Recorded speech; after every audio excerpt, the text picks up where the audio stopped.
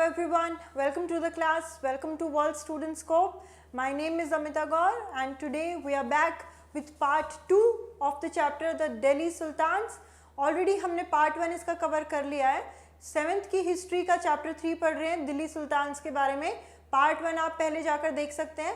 Part 2 आज के lecture में हम एडमिनिस्ट्रेशन की बात करेंगे बारीकी से एंड अलाउद्दीन खिलजी एंड मोहम्मद तुगलक को कंपेयर भी करेंगे कि किस तरीके से उन्होंने डील किया था अपने एडमिनिस्ट्रेटिव मैटर्स में. Right, so let's begin the class. A closer look administration and consolidation under the Khiljis and Tughlaqs कि किस तरीके से एक्सपेंशन हुआ, कंसोलिडेट हुआ एम्पायर एंड एडमिनिस्ट्रेशन कैसा था उनके वहाँ. Right, so consolidation of kingdom as vast as Delhi sultanate needed reliable governors and administrators. कितना बड़ा एम्पायर है तो उनको एडमिनिस्ट्रेशन के लिए रिलायबल गवर्नर्स चाहिए थे, मतलब काम के बंदे चाहिए थे, रिलायबल भी हों जो कि.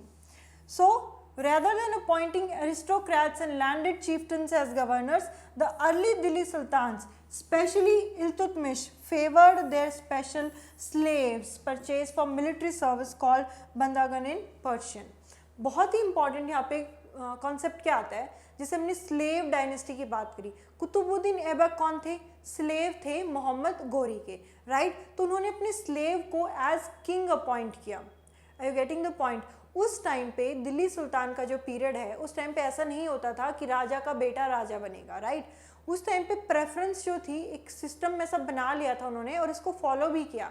स्लेव्स को प्रेफर करते थे वो, जो स्लेव जो हैं जिनको मान लो कोई बहुत अच्छा वॉरियर था, कहीं वॉर में गए तो कहीं मिलिट्री एक्सपेडिशन में जा रहे हैं, कोई वॉरियर था उसको खरीद लिया, अब वो स्लेव बन गया. मान लो मैं मास्टर हूँ, मैंने किसी को खरीदा तो वो मेरा अब स्लेव बन गया. अब वो स्लेव जो है हमेशा लाइफ टाइम के लिए मतलब मेरे लिए लॉयल रहेगा. तो वो स्लेव्स जो हैं वो लॉयल थे, रिलायबल थे, तो इसीलिए जो रूलर्स हैं उनको इम्पॉर्टेंट पोजीशन दे देते थे अपने एम्पायर में. राइट, स्पेशली जैसे इल्तुतमिश ने काफ़ी फेवर किया स्लेव्स को और इनको पर्शियन में क्या बोला गया? बंदागन. ठीक है, पर्शियन में इसको बंदागन बोला गया. सो ये जो स्लेव्स थे ये अपने मास्टर के प्रति हमेशा लॉयल रहेंगे एंड उनको जो एडमिनिस्ट्रेटर्स चाहिए थे वो रिलायबल एडमिनिस्ट्रेटर्स चाहिए थे. इसीलिए ये जो स्लेव्स हैं इनको बहुत ही ज़्यादा इम्पॉर्टेंट पोजीशन दी जाती थी कोर्ट में, राजा के दरबार में as administrators and political governors. Right, और ये जो अरिस्टोक्रेट, जो लैंडेड चीफ्टन, जो एलीट क्लास थे वहाँ पे, राइट, इनको क्यों नहीं दिया जाता था? क्योंकि उन रूलर्स को ये थोड़ा डर लगता था कि पता नहीं कब किसी दिन रिबेल कर दें, रिवोल्ट कर दें हमारे खिलाफ. स्लेव्स जो हैं वो तो हमारे ही रहेंगे हमेशा. सो ये एक रीज़न था. They were carefully trained to man some of the most important political offices. So राज्य में उनको बहुत important political offices दिए जाते थे. किसको? Slaves को. Since they were totally dependent upon their master, the Sultan could trust and rely upon them. क्योंकि जो slaves हैं जिनको खरीद लिया राजा ने वो हमेशा के लिए उसके लिए लॉयल रहेगा, प्लस वो जो स्लेव है वो अपने मास्टर पे डिपेंडेंट है कम्प्लीटली, तो राजा को ये भरोसा रहता था कि मैं इस पे रिलाय कर सकता हूँ, ये हमेशा लॉयल रहेगा. The Khaljis and Tughlaqs continued to use Bandagan and also raised people of humble birth who were often their clients to high political positions. जो खलजीज और जैसे इल्तुतमिश ने शुरू किया स्लेव डायनेस्टीज है ना, कि अपने स्लेव्स को प्रेफर किया, मोहम्मद घोरी ने कुतुबुद्दीन ऐबक को अपॉइंट किया था, तो ये जो सिस्टम है खलजीज ने, तुगलक्स ने भी फॉलो किया कि हम भी स्लेव्स को ही प्रेफरेंस देंगे और पॉलिटिकल सिस्टम में हाई पोजीशंस देंगे. They were appointed as generals and governors. However, this also introduced an element of political instability. ये जो slaves हैं इनको high government positions दी जाने लगी, लेकिन इससे थोड़ी political instability आई. कैसे आई political instability? अब मान लो कि मैं राजा हूँ, मैं मास्टर हूँ, मैंने किसी स्लेव को खरीदा तो वो स्लेव हमेशा मेरे प्रति लॉयल रहेगा. Right, this is okay. But कल को जैसे मान लो मेरी डेथ के बाद जो मेरे उत्तराधिकारी होंगे, राइट, जो मान लो मेरा बेटा होगा, तो उसके प्रति वो स्लेव क्यों लॉयल रहेगा? राइट, सो इस तरीके की पॉलिटिकल इंस्टेबिलिटी आई थी उस टाइम पे. सो ये एलिमेंट इंट्रोड्यूस हुआ था. Slaves and clients were loyal to their masters and patrons but not to their heirs. Client क्या है? Client is someone who is under the protection of another, a dependent, right? कोई dependent जो है जिसको मान लो मैंने किसी को अपनी protection में रखा हुआ है तो वो मेरा client हो गया, right? So dependent person basically. तो जो slaves और clients हैं वो loyal रहेंगे master के प्रति, उसके आय जो उसका उत्तराधिकारी होगा उसके प्रति वो loyal रहे ना रहे, no guarantee. New sultans had their own servants, right? अब जैसे इल्तुतमिश ने मान लो किसी स्लेव को रखा, अब उसकी डॉटर जब आई, रजिया जब सुल्तान बनी तो वो जो नई रानी बनी, राइट, नई सुल्तान बनी तो उसके अलग सर्वेंट्स हो गए, राइट. सो इसीलिए क्या हुआ, ये थोड़ी political instability I. As a result, the accession of a new monarch often saw conflict between the old and new nobility. So इस तरीके से जो political instability आई तो थोड़ी conflicts देखने को मिले old and new nobility की. Nobility मतलब जो nobles होते थे, जो राजा के सलाहकार, जो noble elite class को माना गया. Next topic है officials of Sultan Muhammad Tughlaq. Sultan Muhammad Tughlaq appointed Aziz Kumar, a wine distiller, Firoz Hasan, a barber, Mark, a tabak, a cook and 2 gardeners, Ladha and Pira, to high administrative post. ये एक छोटा सा example दिया हुआ है आपकी book में कि किस तरीके से जो ये लोग थे, जो स्लेव्स, जो छोटे तबके के लोग माने गए, इनको अपॉइंट किया गया हाई पोजीशंस पे, जैसे वाइन डिस्टिलर को, राइट, एंड बार्बर को, कुक को और गार्डनर्स को, इनको हाई एडमिनिस्ट्रेटिव पोस्ट दी गई, right. Ziauddin Barani, a mid-14th century chronicler, reported their appointments as a sign of Sultan's loss of political judgment. Ziauddin Barani जो historian हुए हैं उस टाइम पे, वो लिखते हैं कि जैसे इन लोगों को अपॉइंट किया गया, इनको बेसिकली लो बेस बॉर्न माना जाता था कि ये तो छोटे तबके के लोग हैं, लो बेस बॉर्न है, राइट. सो जब एक कुक को, गार्डनर को, वाइन डिस्टिलर को, बार्बर को, इनको हाई एडमिनिस्ट्रेटिव पोस्ट दी गई किंगडम में, तो जियाउद्दीन बरानी लिखते हैं कि मोहम्मद तुगलक जो है, जो सुल्तान है मोहम्मद तुगलक, उनको मतलब उनकी पॉलिटिकल जो वीकनेस हो गई है एंड पॉलिटिकल जजमेंट जो है वो चला गया, इनकैपेसिटी हो गई, अब वो रूल करने के लायक नहीं है क्योंकि वो इन लोगों को, लो बेस लोगों को अपॉइंट कर रहा है, राइट. वैसे मोहम्मद तुगलक जो है, इनको हिस्ट्री में वाइज फूल कहा जाता है. बेसिकली वॉज वेरी एजुकेटेड, बहुत वेल नोन थे, but he took some decisions जो कि गड़बड़ा गए थे बाद में. सो लेटर हिस्ट्री में इनको वाइज फूल बोला गया. बट हेयर जियाउद्दीन बरानी लिखते हैं कि इन लोगों को अपॉइंट करके सुल्तान जो है उनका पॉलिटिकल जजमेंट गया बिल्कुल, उनको कोई इनकैपेसिटी हो गई, वो रूल नहीं कर सकते हैं. नेक्स्ट जो टॉपिक है वो इक्ता सिस्टम एंड टैक्सेस. हमने जो बात करना है कि लैंड रेवेन्यू कलेक्ट करते थे फार्मर्स से, सो किस तरीके से कलेक्ट करते थे, क्या टैक्सेस थे, उसके बारे में पढ़ेंगे. Like the earlier sultans, the Khalji and Tughlaq monarch appointed military commanders as governors of territories of varying sizes. अब बेसिकली क्या हो रहा है कि मान लो ये पूरा किंगडम है, राइट, ये पूरा किंगडम है, इसको डिवाइड किया गया छोटे छोटे एरियाज में, राइट, ये छोटी छोटी प्रोविंसेस में डिवाइड कर लिया, हर एक प्रोविंस पे एक गवर्नर को अपॉइंट कर दिया, और ये जो पूरी की पूरी प्रोविंस है जिसमें डिवाइड किया गया, इसको क्या बोला, ये जो प्रोविंस है, ये जो है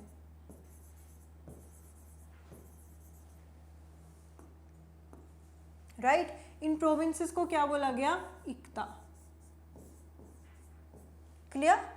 फिर से देखो, एक पूरा किंगडम है, मान लो खिलजी का पूरा किंगडम है, खिलजी ने क्या किया, डिवाइड कर दिया इसको अलग अलग छोटे छोटे लैंड प्रोविंसेस में, करेक्ट. हर एक का जो लीडर है, एक गवर्नर अपॉइंट कर दिया इन टेरिटरी का, और ये जो टेरिटरी है इसको बोला गया इक्ता. और ये जो गवर्नर अपॉइंट करे, जो उस टेरिटरी का हेड है, जो उस इक्ता का हेड है, उसको बोला गया इक्तादार या फिर मुफ्ती, राइट.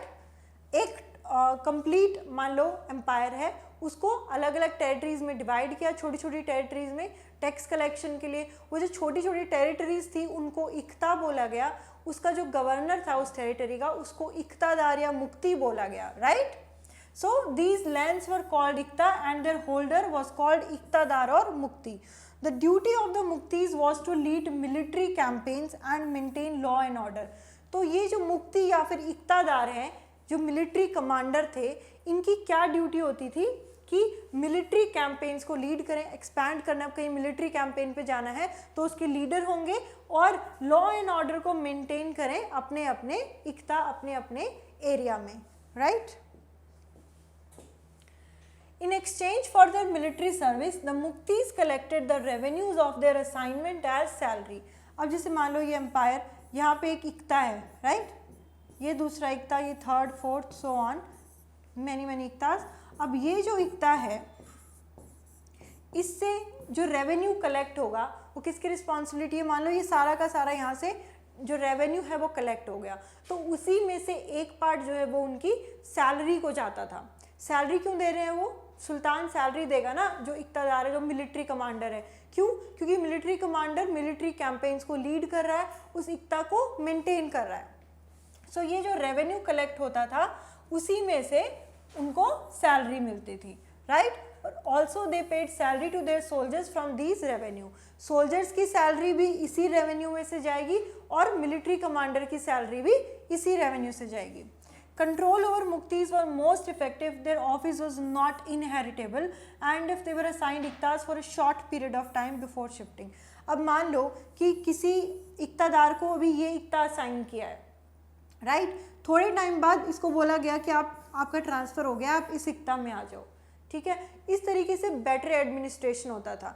दूसरा पॉइंट ये कि मान लो यहाँ पे जो इक्तादार है, अब ऐसा नहीं है कि ये जो गवर्नर है इसका बेटा गवर्नर बनेगा, तो इस पोजीशन को इनहेरिटेबल रखा गया कि ऐसा नहीं है कि आपके बाद आपका बेटा बनेगा इक्तादार। सो ये क्यों? ताकि बेटर कंट्रोल हो सके कि इक्तादार को पता होगा कि हाँ मेरा तो बहुत शॉर्ट पीरियड ऑफ टाइम के लिए मेरे को ये मिली है, तो मैं ठीक से काम करता हूँ, right. So control proper maintain किया गया। Harsh conditions of service were rigorously imposed during the reigns of Alauddin and Muhammad Tughlaq. Harsh conditions को impose किया गया।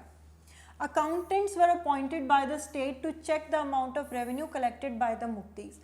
अब मान लो कि ये जो इक्ता है, ये इक्ता से जितना रेवेन्यू कलेक्ट हो रहा है वो अब सुल्तान को मान लो डाउट हो कि क्या पता इस इक्ता ने कुछ घपला ना कर दिया हो कि अपने जेब में रख लिए हो पैसे और पूरे दिखाए ना हो, तो इस तरीके के चीज़ों से निपटने के लिए अकाउंटेंट्स को अपॉइंट किया गया, राइट। ये अकाउंटेंट कौन थे? ये सुल्तान के डायरेक्ट एजेंट थे कि अकाउंटेंट्स पूरा मैटर चेक करेंगे और सुल्तान को बताएंगे, रिपोर्ट देंगे कि ये यहाँ पे सब ठीक चल रहा है, right.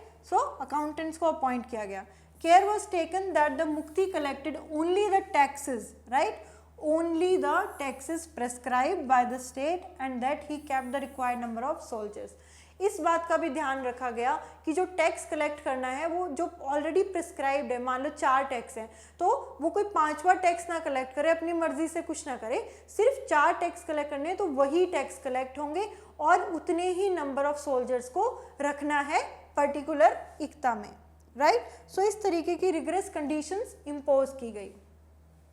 As the Delhi Sultans bought the hinterland of the cities under their control, they forced the land chieftains, the Samant aristocrats and rich landlords to accept their authority. इसका क्या मतलब है? अब जैसे मान लो ये दिल्ली है, राइट, एग्जाम्पल लेते हैं, ये दिल्ली है, आसपास का जो भी हिंटरलैंड है, यहाँ पे मान लो कि ये कोई और छोटा मोटा रूलर, यहाँ पे कोई और रूलर, यहाँ पे कोई और। सो ये क्या है? जो छोटे मोटे रूलर्स, जो लोकल रूलर्स थे आसपास के, जो चीफटेंस या फिर सामंत थे यहाँ पे, राइट, सामंत या फिर लोकल चीफटेंस, लोकल रूलर्स बोल दो। तो दिल्ली सुल्तान ने सभी सामंत जो थे उनको फोर्स किया कि आप हमारी अथॉरिटी को एक्सेप्ट करो, राइट। सो ये हिंटरलैंड्स कैप्चर कर लिए जो यहाँ पे थे और ये लोकल रूलर, जो लोकल चीफटेन सामंत थे, उनको बोला कि आप हमारी अथॉरिटी को एक्सेप्ट करो। Under Alauddin Khilji the state brought the assessment and collection of land revenue under its own control. अब सपोज यहाँ पे जो सामंत था, यहाँ पे अब सपोज यहाँ पे जो सामंत थे, ये जो छोटे मोटे रूलर या लोकल चीफटेंस या यहाँ पे जो हेड थे, अब इनके पास अपना छोटा सा एरिया था जहाँ पे ये टैक्स कलेक्ट करते थे। ये एरिया पहले इन सामंत के कंट्रोल में आता था। अब जब सुल्तान ने सारा हिंटरलैंड कैप्चर कर लिया तो ये लोकल सामंत को बोला कि आप हमारी अथॉरिटी एक्सेप्ट करो, और जो एरिया सामंत के कंट्रोल में आता था वो अब सुल्तान के कंट्रोल में आने लगा। तो वहाँ से भी वो टैक्सेस कलेक्ट करने लगे। अब यहाँ पे इन छोटे छोटे एरियाज में जो टैक्स कलेक्ट करना था वो किसके कंट्रोल में आया? डायरेक्ट सुल्तान के कंट्रोल में। The rights of the local chieftains to levy taxes were cancelled and they were also forced to pay taxes. तो जो ये लोकल चीफ्टेंस या सामंत थे जो यहाँ से पहले टैक्स कलेक्ट करते थे अपने एरिया से, जो उनका लोकल एरिया था, अब ये टैक्स कौन कलेक्ट करेगा? सुल्तान टैक्स कलेक्ट करेगा। और इवन उनको भी फोर्स किया जाता था सामंत को कि अब आपको भी टैक्स पे करना है। कुछ केसेस में जैसे सुल्तान ने लोकल रूलर्स सामंत को बोला कि मेरे बिहाफ पे आप टैक्स कलेक्ट करके मुझे दो, कुछ केसेस में बोला कि यहाँ पे मैं टैक्स कलेक्ट करूँगा। बट ओवरऑल जो एडमिनिस्ट्रेटर है सुल्तान के, वो लैंड को मेजर करते थे और केयरफुल उसका अकाउंट रखते थे, राइट।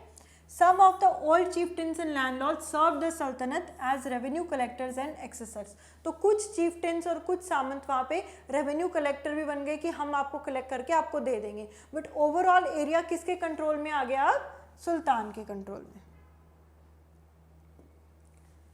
3 टाइप के टैक्स जो हैं दिल्ली सल्तनत में फॉलो होते थे बेसिकली। पहला था ऑन कल्टीवेशन, राइट, जो कल्टीवेट हो रहा है, राइट, अनाज पे जो टैक्स है, राइट, खरच उसको बोला गया। On cultivation the tax was kharaj and amounting to about 50% of the peasants produce. पहला जो टैक्स लगता था वो कल्टीवेशन पे लगता था।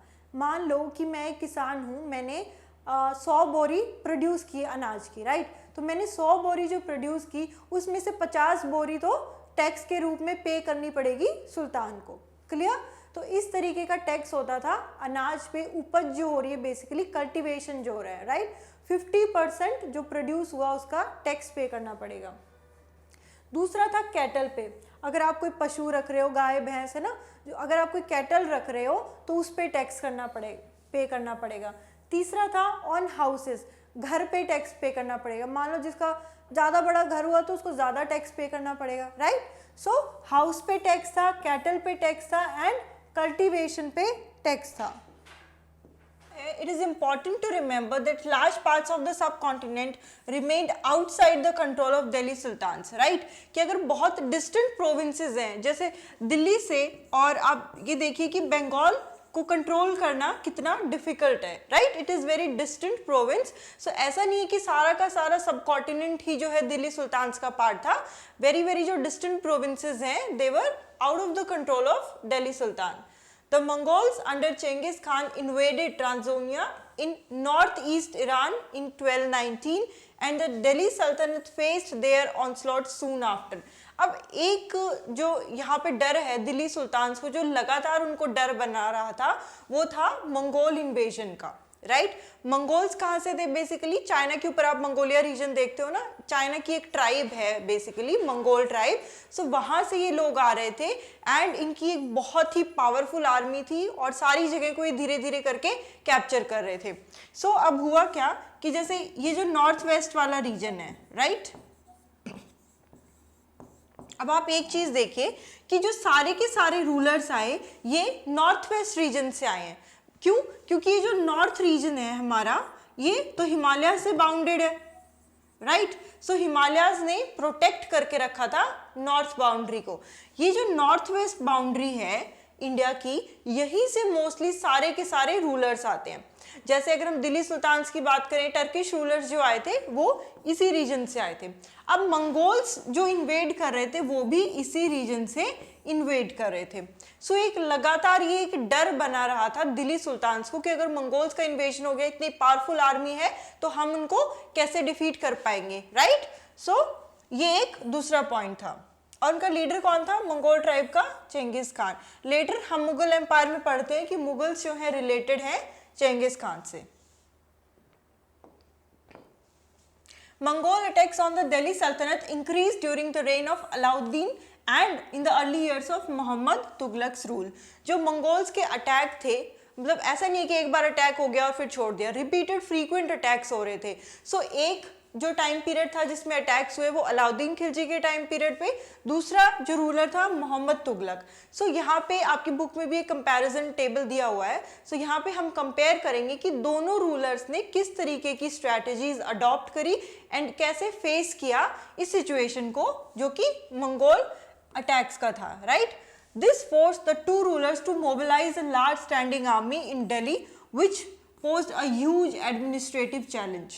राइट अगर किसी भी कोई किंगडम पे एम्पायर पे अटैक हो रहा है तो उस टाइम पे उनको एक आर्मी रेज करनी पड़ेगी, बहुत सारी चीज़ें मैनेज करनी पड़ेंगी, एडमिनिस्ट्रेशन में चेंजेस लाने पड़ेंगे। सो किस तरह के चेंजेस ये दोनों रूलर्स लेकर आए अपने टाइम पीरियड पे वो अब हम स्टडी करने वाले हैं, right. So will see how the two sultans dealt with this situation of Mongol attack.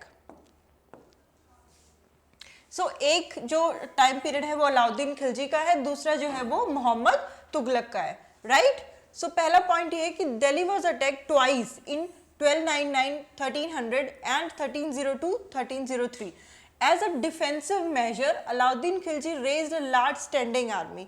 Alauddin Khilji के टाइम पे जो इन्वेजन हुआ, जो अटैक हुआ मंगोल्स का, तो अलाउद्दीन ने क्या किया, एक डिफेंसिव मेजर में, right, you have to keep this in mind कि ये एक डिफेंसिव मेजर था कि खुद के एम्पायर, खुद के स्टेट को बचाने के लिए डिफेंस में उसने एक बड़ी आर्मी तैयार कर दी। Similarly, the Sultanate was attacked in the early years of Muhammad Tughlaq's reign, right? The Mongol army was defeated. Muhammad Tughlaq was confident about the strength of his army and his resources to plan an attack. ये यहाँ पे important चीज़ है, दोनों का हम comparison कर रहे हैं यहाँ पे। सो अलाउद्दीन की कौन सी स्ट्रैटेजी थी, डिफेंसिव स्ट्रैटेजी थी, राइट, कि अपने किंगडम को बचाने के लिए उसने आर्मी रेज करी। यहाँ पे मोहम्मद तुगलक की स्ट्रैटेजी कौन सी थी, अटैकिंग स्ट्रैटेजी थी, कि उसने ये सोचा कि मेरी आर्मी भी इतनी पावरफुल है तो क्यों नहीं मैं ही एक अटैक लॉन्च कर दूं मंगोल्स पे। Clear, this is point one. Second है Alauddin constructed a garrison town named Siri for his soldiers. हमने पीछे मैप में भी देखा था कि नए नए जो टाउन्स बनाए गए, सो उसमें से एक टाउन था सिरी। अब ये जो सिरी टाउन था ये अलाउद्दीन ने कंस्ट्रक्ट किया फॉर हिज सोल्जर्स, कि एक गैरिसन टाउन कंस्ट्रक्ट कर दिया, यहाँ पे उसके सोल्जर्स रहेंगे। मोहम्मद तुगलक ने क्या किया कि rather than constructing a new garrison town, the oldest of the 4 cities of Delhi-e-Kuna was emptied of its residents and the soldiers garrisoned there. तो एक नया गैरिसन टाउन बनवाने की जगह जो पुरानी सिटीज थी दिल्ली में, जैसे कि दिल्ली है कुना, उसको खाली करवा दिया, उसके रेजिडेंट्स को वहां से शिफ्ट कर दिया एंड सोल्जर्स को बोला कि आप अब यहीं रहोगे। Residents of the old city were sent to the new capital of Daulatabad in the south, right? तो जो दिल्ली कुना में जो रेजिडेंट्स, जो लोग रह रहे थे, उनको बोला कि आप दौलताबाद शिफ्ट हो जाओ एंड वहाँ पे एक जो ओल्ड सिटी थी वहीं पे गैरिसन टाउन करवा दिया, वहीं पे सोल्जर्स रहने लगे। थर्ड पॉइंट ये था कि soldiers had to be fed, right, ऐसा तो है नहीं कि भूखे पेट ही लड़ाइयाँ लड़ेंगे, they need something. So this fed was done through the produce collected as tax from lands between the Ganga Yamuna Dwab. Tax was fixed at 50% of the peasants' yield. So जो हमने गंगा यमुना द्वाब देखा था, तो जो रीजन है, दो reverse के बीच का जो रीजन है, तो ये जो लैंड है, ये जो द्वाब वाला रीजन है, ये काफी फर्टाइल है, राइट। स्टिल हम ये कहते हैं ना कि एग्रीकल्चर सबसे ज्यादा इसी रीजन में प्रोड्यूस होता है, because this region is very fertile. So यहाँ पे अलाउद्दीन का मेजर क्या था कि जो गंगा यमुना द्वाब पे जो एग्रीकल्चर हो रहा है, वहाँ से ये जो प्रोड्यूस जहाँ पे वो कलेक्ट हो रहा है उसको एज टैक्स के रूप में कलेक्ट किया जाए एंड वो टैक्स कितना था, 50% ऑफ द पेजेंट सील्ड। अगर कोई किसान मान लो किसी के पास 50 बोरियां अनाज हुआ तो उसका 50% दैट इज 25 बोरियां एज टैक्स के रूप में स्टेट कलेक्ट कर लेगा, राइट। लेकिन सेम जो है मोहम्मद तुगलक ने क्या किया, produce from the same area was collected as tax to feed the army. जैसे जहां वो रह रहे हैं प्रेजेंटली, सपोज अब उन्होंने शिफ्ट कर दिया दौलताबाद में एंड दिल्ली में जहां वो रह रहे हैं सेम एरिया से वहीं पे सोल्जर्स रहेंगे, वहीं पे जो प्रोड्यूस हो रहा है उसी को एज टैक्स कलेक्ट करेंगे। But to meet the need of large feed number of soldiers the sultan levied additional taxes. This coincided with famine in the area, right. एक तो आप जो वहां पे प्रोड्यूस इतना हो नहीं रहा है और जो हो रहा है उसको टैक्स में ले लिया, दूसरा सोल्जर्स को मेंटेन करने के लिए, ट्रूप्स को मेंटेन करने के लिए भी रेवेन्यू चाहिए, पैसे चाहिए, तो मोहम्मद तुगलक ने क्या किया कि और ज़्यादा एडिशनल टैक्सेस लगा दिए। ऑलरेडी वहाँ पे अनाज की कमी थी एंड वहाँ पे और ज़्यादा टैक्सेस लगा दिए। इससे क्या हुआ, फेमाइन, राइट, सूखा पड़ गया था उस एरिया में, काफ़ी लोगों की डेथ हुई, भूखमरी आ गई। सो इस तरीके के कंपैरिजन्स हम कर रहे हैं दोनों के टाइम पीरियड पे। नेक्स्ट है soldiers had to be paid. Alauddin chose to pay his soldiers salaries in cash rather than इक्ताज। हम पढ़ते हैं ना कि इक्ता सिस्टम था, लैंड को हमने इक्ताज में डिवाइड कर दिया, इक्तदार था, फिर उसका रेवेन्यू दे दिया जाता था इक्तदार को एज सैलरी के फॉर्म में। यहाँ पे क्या हुआ, जब हम मंगोल अटैक के टर्म्स में पढ़ रहे हैं इसको, तो अलाउद्दीन ने कैश में पे करना ठीक समझा सोल्जर्स को। The soldiers would buy their supplies from merchants in Delhi and it was thus feared that merchants would raise their prices. To stop this, Alauddin controlled the prices of goods in Delhi. Prices were carefully surveyed by officers and merchants who did not sell at the prescribed rates were punished. So यहाँ पे क्या हो रहा है, अब suppose cash में आप पे कर रहे हो, तो जो दिल्ली में जो मर्चेंट्स बैठे हैं, जो सामान बेच रहे हैं, अब वो अपनी प्राइस बढ़ा भी सकते हैं क्योंकि कैश में जो है ट्रांजैक्शन होगा। लेकिन अलाउद्दीन ने क्या किया कि उन मर्चेंट्स जो सामान बेच रहे हैं उनकी प्राइस को फिक्स कर दिया कि आप इससे ज़्यादा प्राइस में ये चीज़ नहीं बेच सकते हो, राइट। सो इससे क्या हुआ, एक इक्वालिटी आ गई हर जगह पे। एंड अगर उस सामान की वैल्यू से ज़्यादा कोई मर्चेंट बेच रहा था तो उसको पनिशमेंट दी जा रही थी, right. So this is how ये कंट्रोल किया गया। मोहम्मद तुगलक ने भी अपने सोल्जर्स को सैलरी जो है कैश में ही पे करी, लेकिन controlling prices instead of controlling prices, जैसे अलाउद्दीन ने प्राइसेस को कंट्रोल कर दिया, प्राइसेस फिक्स्ड कर दी मर्चेंट्स की कि इससे ज़्यादा में जो है सामान का ट्रांजैक्शन नहीं होगा। तुगलक ने क्या किया, प्राइसेस को कंट्रोल करने की जगह एक टोकन करेंसी, एक एक्सपेरिमेंट था, इसको यूज़ किया। टोकन करेंसी मतलब आज प्रेजेंट डे में जो हम देखते हैं ना कि रुपी है, जो नोट है, पेपर नोट है, सो इस तरह की एक करेंसी का उस टाइम एक्सपेरिमेंटेशन हुआ। लेकिन लोग जो है उस टाइम अब रियल चांदी सोने की वो मुद्राएं में बिलीव करते थे, है ना, तो एकदम से पेपर करेंसी का आना उनके लिए उतना फीजिबल नहीं था। सो ये जो करेंसी थी ये चीप मेटल से बनाई जा रही थी, not from gold and silver. So जो लोग थे 14th सेंचुरी में वो ट्रस्ट नहीं कर रहे थे इन कॉइन्स को, पहली बात ये। दूसरी बात ये कि उन्होंने अपने गोल्ड एंड सिल्वर कॉइन्स को तो बचा लिया और ये जो चीप मेटल से करेंसी बन रही थी इसको डुप्लीकेट करते गए, राइट। सो अब घर घर में सारे बना के इसको रखने लगे एंड जब राजा को टैक्स पे करना था तो यही टैक्स पे कर रहे थे। सो इसलिए और ज़्यादा प्रॉब्लम्स क्रिएट हो गई एंड ये जो टोकन करेंसी का एक्सपेरिमेंट था ये बहुत ही ज़्यादा डिजास्ट्रस साबित हुआ।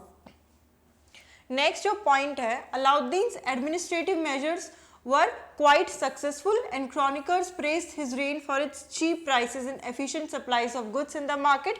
He successfully withstood the threat of Mongol invasions. So जो historians हुए हैं जो उस टाइम पे, उन्होंने काफ़ी प्रेज किया अलाउद्दीन के एडमिनिस्ट्रेटिव मेजर्स को, राइट क्योंकि उसने प्राइसेस को रेगुलेट कर दिया ताकि सोल्जर्स को प्रॉब्लम ना हो। कैश में सोल्जर्स को सैलरी पे की ट्रांजैक्शन जो गुड्स थे उनके अमाउंट फिक्स कर दिए ताकि कोई ज़्यादा में ना बेच पाए, राइट। अगर कोई बेच रहा है तो उसको पनिशमेंट मिलेगी। सो इस तरीके की स्ट्रैटेजीज थी। So he successfully withstood the threat of Mongol invasion, right. इधर तुगलक के एडमिनिस्ट्रेटिव मेजर्स क्या हैं, almost were a failure.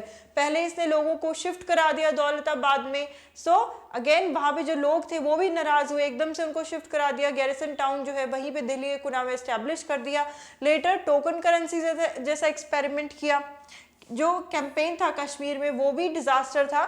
He then gave up his plans to invade Transoxiana and disbanded his large army. Meanwhile, his administrative measures created complications. The shifting of people to Daulatabad was resented. The raising of taxes and famine in the Ganga-Yamuna belt led to widespread rebellion, and finally the token currency had to be recalled. So all of the administrative measures हम देखें तो they were almost a failure. पहले लोगों को shift करना दौलताबाद में, ये भी एक अच्छा एक्सपेरिमेंट नहीं था। कश्मीर में जो कैंपेन था that also was a disasters campaign and later this token currency was a failure. So this is how we compare both the rulers कि उन्होंने किस तरह से मंगोल आर्मी को विथस्टैंड किया। लेकिन ये जो मोहम्मद तुगलक की फेलियर लिस्ट है इसमें हम एक चीज़ ये भूल जाते हैं कि पहली बार हिस्ट्री में, सल्तनत की हिस्ट्री में पहली बार कोई ऐसा रूलर था जिसने कि मंगोल आर्मी को अटैक करने के बारे में सोचा था, right? So first in the time of history of sultanate, Delhi sultan planned a campaign to capture Mongol territory. So this was his trust कि मेरी आर्मी इतनी ज़्यादा पावरफुल है कि we can also plan an attack on the Mongol army. And like Alauddin's defensive measure, ये हमने पहले भी पढ़ा था कि तुगलक की स्ट्रैटेजी जो थी वो अटैकिंग नेचर था एंड अलाउद्दीन का डिफेंसिव था. So Tughlaq's measures were conceived as a part of military offensive against the Mongols. So he was first of such ruler in Delhi Sultan जिसने कि एक attacking strategy को plan out किया था. Next topic है the sultanate in the 15th and 16th century. So अभी तक जो हमने पढ़ा ना, स्टार्टिंग से दिल्ली सुल्तान के बारे में पढ़ा था कि कैसे अर्ली टर्किश रूलर्स आए, कैसे स्लेव डायनेस्टी बनी, उसके बाद जो फॉलोइंग डायनेस्टीज थी, सारा हमने पढ़ा. अब जो ये लेटर पार्ट है दिल्ली सल्तनत का, जो कि 15th एंड 16th सेंचुरी में किस तरह से हो रहा था. So after the Tughlaqs, the Syed and Lodhi dynasties ruled from the Agra and Delhi until 1526. ये टाइम है जबकि फर्स्ट बैटल ऑफ पानीपत होता है, राइट? बाबर की एंट्री हो जाती है इस टाइम तक.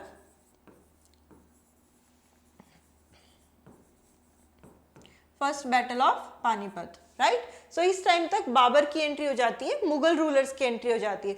सो इनिशियली सबसे पहले स्लेव डायनेस्टी थी, फिर खलजी डायनेस्टी आई, खलजी के बाद तुगलक्स आए थे, राइट? तुगलक्स के बाद Syed dynasty and Lodhi dynasty. So this is how ये पूरा दिल्ली सल्तनत का पीरियड था. By then, Jaunpur, Bengal, Malwa, Gujarat, Rajasthan and the entire South India had independent rulers who established flourishing states and prosperous capitals. So इस time तक क्या हो रहा था कि जैसे जो वहाँ पे लीड नोबल क्लास थी एंड ये जो रीजन्स थे सारे, इन्होंने अपने आप को इंडिपेंडेंट असर्ट कर दिया कि अब से हम आपके कंट्रोल में नहीं है, we are an independent kingdom, we are an independent empire, right? So Jaunpur, Bengal, Malwa, Gujarat, Rajasthan और जो इंटायर साउथ इंडिया है उसमें इंडिपेंडेंट रूलर्स फ्लरिश हो चुके थे इस टाइम पीरियड तक. This was also the period which saw the emergence of new ruling groups like the Afghans and the Rajputs. ये भी मतलब ये उस टाइम पीरियड की हम बात करें जहाँ पे कि अफगान्स और राजपूत्स जैसी डायनेस्टीज का भी एमरजेंस होता है, राइट? सो इंडिपेंडेंट रूलर्स जो है वो धीरे धीरे बढ़ रहे थे बिकॉज दिल्ली सल्तनत जो है डिक्लाइन पे था. Some of the states establish in this period वो small but powerful and extremely well administered. So काफ़ी सारे छोटे छोटे स्टेट्स थे लेकिन वो वेल एडमिनिस्टर्ड थे, राइट?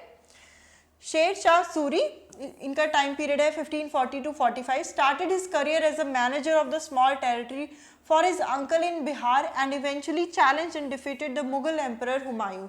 Like ये अगर आप हम नेक्स्ट लेक्चर में मुगल एम्पायर के बारे में पढ़ेंगे सो वहाँ पे हम डिटेल में देखेंगे, बट यहाँ पे एक चीज़ आप देखो कि ये जो टाइम पीरियड है 1530 to 1540 का दिया हुआ है, राइट? और 1540 से 1555 पे आ गया डायरेक्टली. ये जो बीच के जो 15 साल है इस टाइम पे रहती है सूर डायनेस्टी, राइट? सूर डायनेस्टी. सो इनके एडमिनिस्ट्रेटर कौन थे? Sher Shah Suri, right? So he was the administrator of सूर डायनेस्टी. सो काफ़ी अच्छा इनका मॉडल था जो लेटर अकबर भी अडॉप्ट करते हैं. सो जो अच्छी प्लानिंग के एलिमेंट्स होते हैं, अच्छे एडमिनिस्ट्रेशन के एलिमेंट्स हैं, वो सारे रूलर्स उनको अडॉप्ट करते हुए चले गए, राइट? और इन्होंने एक बहुत ही फेमस काम भी किया हुआ है, आई होप यू रिमेंबर, जो GT रोड बनाया. So he started this, right? So he started his career as a manager और लेटर इन्होंने मुगल एम्परर हुमायूं को डिफीट किया था. So he captured Delhi and established his own dynasty. Although the Suri dynasty ruled for only 15 years, जो कि हमने बात करी, because 1555 में फिर से हुमायूं came back and उसके बाद फिर से जो है मुगल डायनेस्टी establish होती है. It introduced an administration that borrowed elements from the Alauddin Khilji and made them more efficient. So he basically borrowed some elements of administration from the Khilji dynasty और फिर ये later जो है ये continue रहता है. So his administration became the model followed by the great emperor Akbar when he consolidated the Mughal empire. So आप देखो खलजी डायनेस्टी से कुछ एलिमेंट्स बोरो किए सूर डायनेस्टी ने, सूर डायनेस्टी से कुछ अच्छे एलिमेंट्स जो है एडमिनिस्ट्रेशन की वो बोरो किए मुगल डायनेस्टी ने. So this is how जब वो एम्पायर कंसोलिडेट कर रहे होते हैं so they need such things, right. So यहाँ पे हमने अपना पार्ट 2 पूरा कंप्लीट कर लिया है। तो यहाँ पे जो आपका चैप्टर है दिल्ली सुल्तान वो टोटली कंप्लीट हो गया है पार्ट 1 एंड पार्ट 2 में, राइट। Thank you.